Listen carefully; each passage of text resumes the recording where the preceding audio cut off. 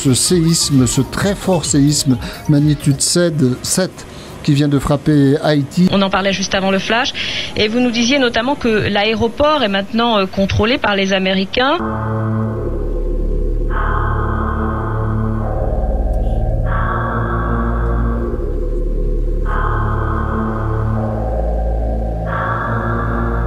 Nous étions en plein travail lorsque nous entendions un bruit comme si c'était des engins lourds qui passent au dehors, goudou, goudou, goudou.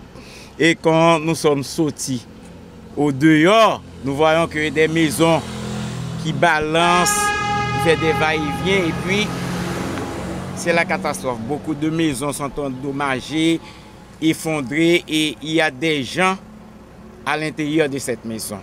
Il y a beaucoup de maisons effondrées. Moi, j'étais en train de déblayer afin de mettre les survivants au dehors, mais il y a aussi des morts.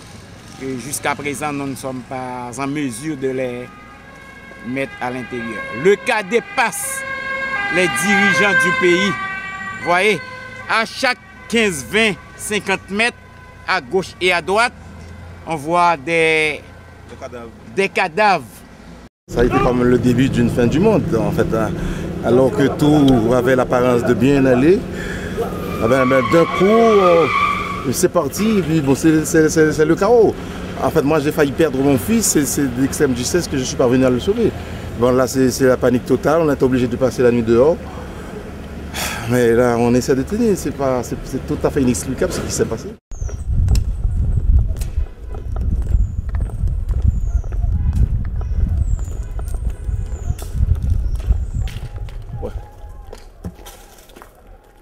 On est dans un second building des Nations Unies.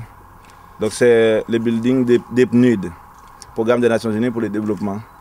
Donc si vous voyez, environ 4 étages s'effondrent. Donc jusqu'à présent, il y a des personnes se trouvant à l'intérieur de ce bâtiment.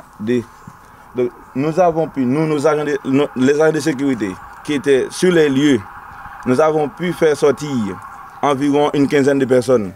Et il y avait plus d'une trentaine, ce que nous a rapporté. Mais on n'a pas les chiffres exacts.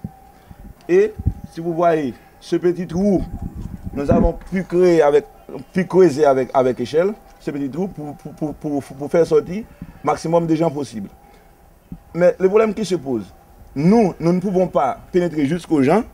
Donc c'est pour cette raison, ce sont des gens qui peuvent ramper, que nous pouvons mettre dehors jusqu'à présent.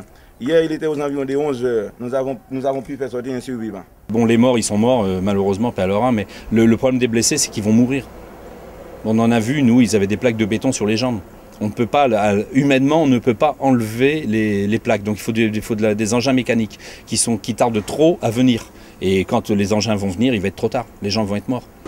L'immensité des moyens humains et matériels dont on a besoin pour sauver au fond quelques vies. Ça fait des heures de travail, des moyens très compliqués à mettre en œuvre parce que c'est quand même du béton armé qu'il faut découper. Et puis au bout du compte, une vie, deux vies. Donc à l'échelle de ce cataclysme, il faudrait qu'on puisse avoir des moyens, mais c'est fou quoi.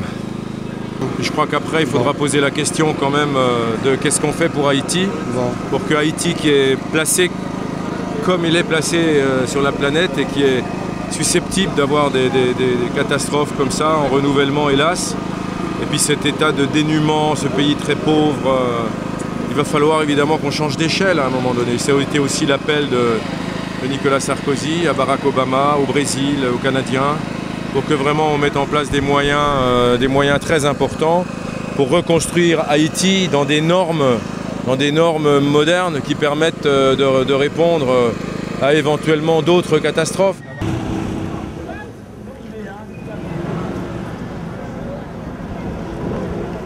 Le pays n'est plus à genoux, il n'est plus à plat, il n'y a plus de pays Haïti. Haïti, voilà, c'est un bout de terre où il y a des gens et des encombrements, des immeubles tombés, des maisons tombées. Et il y a tout à refaire.